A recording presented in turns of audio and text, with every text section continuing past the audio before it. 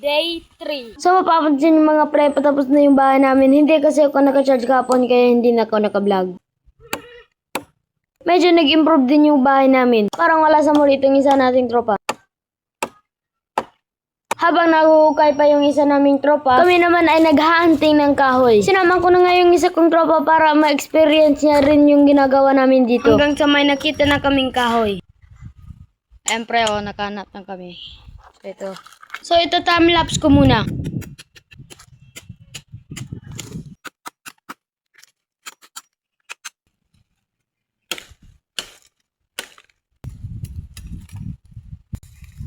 Guryo!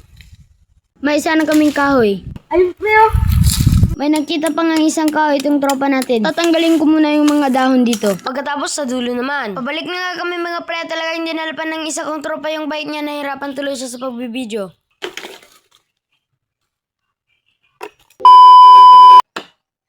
Magsa lang ako naghahunting dito mga pre kasi umiwi muna saglit yung isa kong tropa. Sa kasamaang palad wala akong nakitang kahoy.